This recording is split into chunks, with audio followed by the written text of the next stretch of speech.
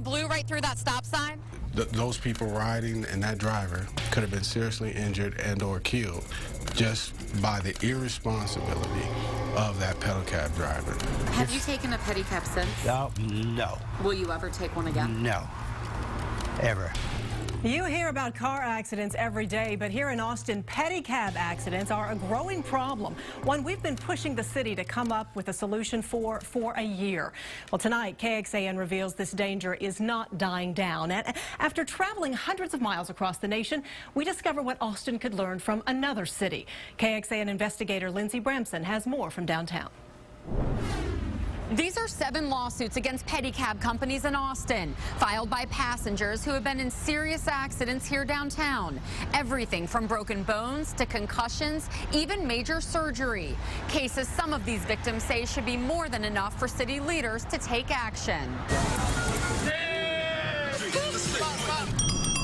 I remember waking up in the hospital with my boss sitting next to me and not knowing what my last memory was. The images, though, are hard to forget. A pool of blood, laying face down. The injuries, hard to get past. Jason Rayborn was in downtown Austin on his way home from ACL Fest in October 2010, riding in a pedicab. You don't expect the guy who's driving you, who's responsible, to put you in danger. He says his pedicab driver changed lanes too fast, cutting off a truck that slammed right into them. Jason was thrown into the street, knocked out with gashes to his face, legs, and hands. $46,000 in medical bills, and no memory of that moment. I've had to cope. I've had to change how I do things. That was 3 years ago. This was what we caught on camera just last month. Is there any reason why you blew right through that stop sign? Because I had passengers in there. Running red lights, ignoring stop signs, and weaving dangerously in and out of traffic. Would you agree there's a problem right now? Yes, I would agree. There's a problem. Austin police say they don't track pedicab accidents. They do give citations when they see a driver breaking the law, but There's only so much that we can do. Like I said, the resources, are pretty thin downtown. And Sergeant Paul Harper says those resources are largely focused on crowds and other crimes, like in the busy 6th Street area.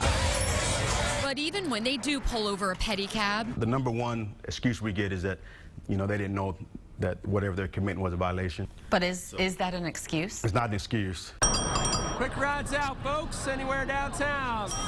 Quick rides out, folks. We took our video from Austin, 900 miles away to Denver, a city that once had its own pedicab problems. That's disgraceful to the industry. It's disgusting. And it's disheartening to me as a safety professional. Similar safety concerns led Larry Stevenson to tighten Denver's regulations on pedicabs last spring. And so far, we have seen 0 incidents, 0 accidents, and 0 tickets. That's because Denver now requires all drivers to have safety training, and pedicabs must have license plates. The license plate, obviously, that makes the company or that person accountable for their actions. Austin doesn't have those rules. I can guarantee you would not be driving or transporting people here in the city and county of Denver. That is absolutely irresponsible, and that cannot happen. Back at home, Jason sued and settled with the pedicab company from his accident. I've seen these guys downtown racing in between cars, light turns green, they just rush right in between. I don't think we should have the pedicabs.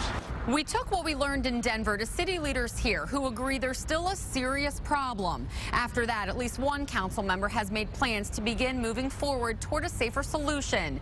We'll tell you more about that on KXAN News tonight at 10. Reporting in downtown Austin, Lindsey Bramson, KXAN News Investigates. We reached out to some of the companies from the lawsuits. They said no comment, or we didn't hear back at all. We also crunched the numbers and found out the city will have quite a challenge ahead if it's going to make any changes.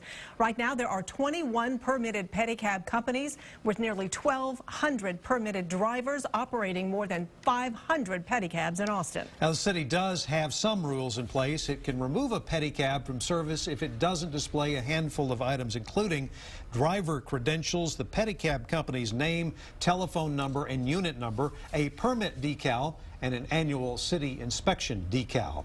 Online now at KXAN.com, we have the full listing of restrictions for pedicabs in the city of Austin. Just search for this story at KXAN.com in the Investigate section.